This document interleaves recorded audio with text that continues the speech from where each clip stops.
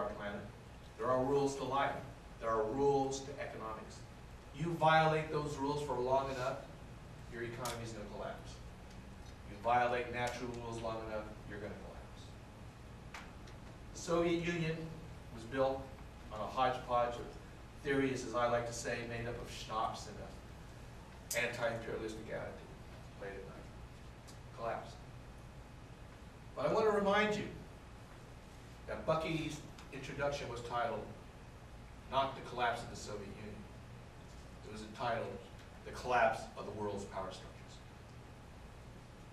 What I said last summer, I delivered a talk in Budapest, in Hungary, and I called it The Collapse of Managed Markets. And what I said then was that the Soviet Union collapsed in 1983, and 25 years later, the United States economy was also collapsing. And to borrow a phrase from Professor Fekete, because of inherent economic contradictions. The United States economy, as we view it, is less than 100 years old. Our country, founded in 1776. But in 1913, we took the same system that Britain had put in its system a couple hundred years before. Central banking, introduced credit-based, debt-based money into the system in place of savings-based money. The same year created the national federal income tax, which we never had before. Thomas Jefferson said, private bankers are more dangerous to the welfare of this country than standing armies.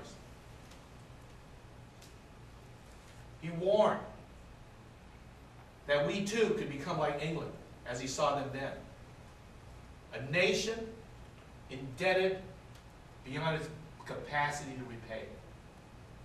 And a nation that owes money is not a free people.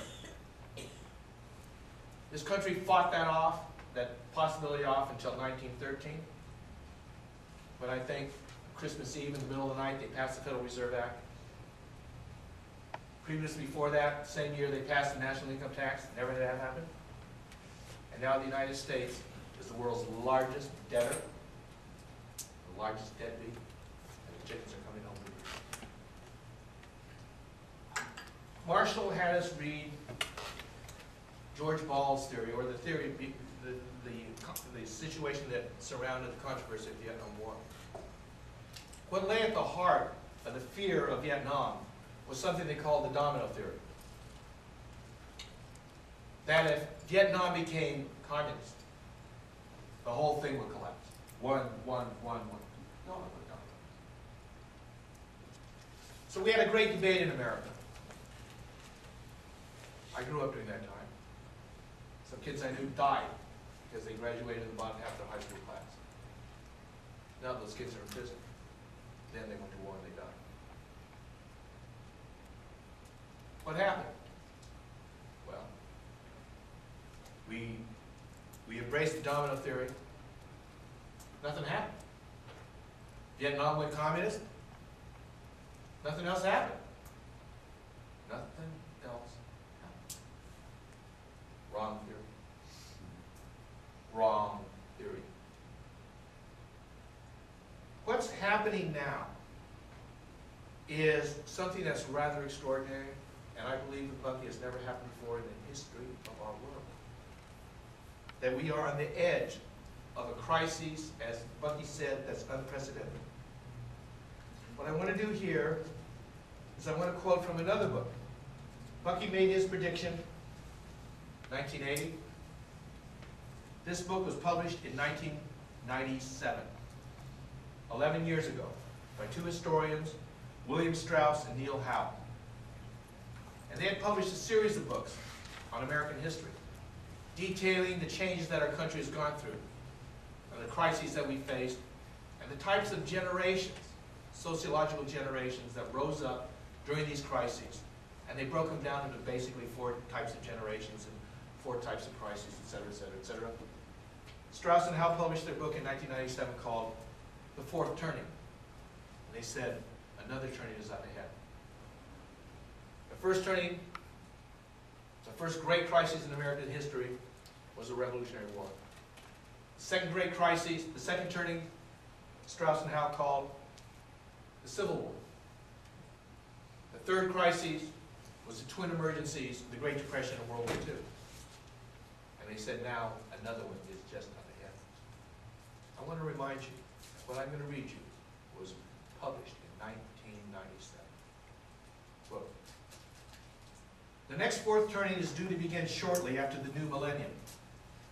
Around the year 2005, a sudden spark will catalyze the crisis movement. Remnants of the old social order will disintegrate.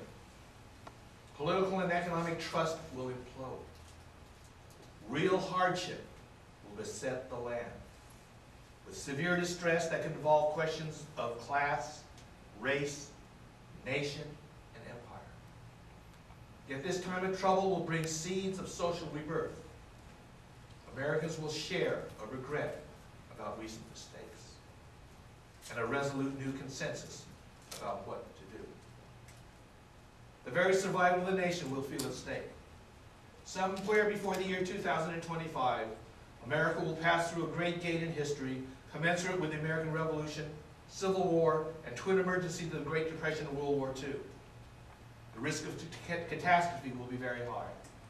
The nation could erupt into insurrection or civil violence, crack up geographically, or succumb to authoritarian rule.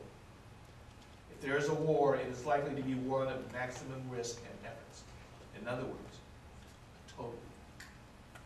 This is written 1996, published 1997.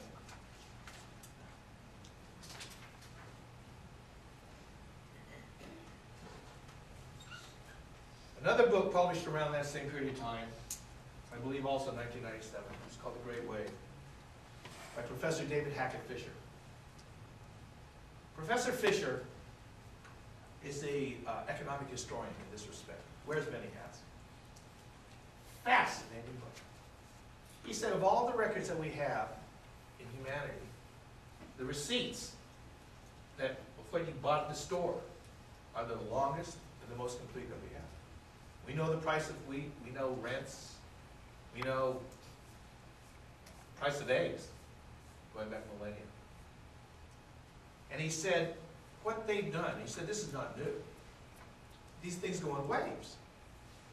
You'll have a period of time where you have total stability, or relative stability. But these periods of stability are interrupted by a light period of instability. An instability that Professor Fisher calls rising price waves. He calls them price waves, great waves, right? Price waves. All of a sudden, out of the blue, prices will start rising. And he says, now everybody has come to the table since this has been going on, and we have universities, with a reason. Demographics, economists, chondria theorists, astrologers, everybody weighs in. Why this thing happens. He says that's not the point of his book. The point of his book is merely to note that they did. And what Professor Fisher noted was that, for example, you have the feudal period. We know them as the Dark Ages, right? When churches ruled. Dark Ages. You should remember that. That's what it's called. And this lasted its requisite period of stability, and all of a sudden prices started rising. For no reason at all. Slowly. And as he said, during all such price waves, this period lasted from 80 to 120 years.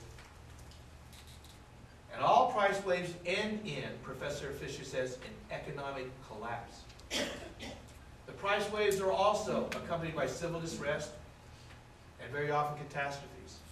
The Black Plague accompanied the price wave that separated the feudal age from the age that was to succeed it. The 100 Years' War comprised one of the price waves that happened between another intervening era. But what Fisher said was very interesting. That at the end of the collapse, at the end of these price waves that involve disorder, disaster, and economic collapse, a new order arises, totally unlike the previous order. The feudal era, the Dark Ages as we know it, was replaced by the Renaissance, flowering of the arts, the Italian city-states, This went on for a period of 80 to 120 years. All of a sudden, prices started rising.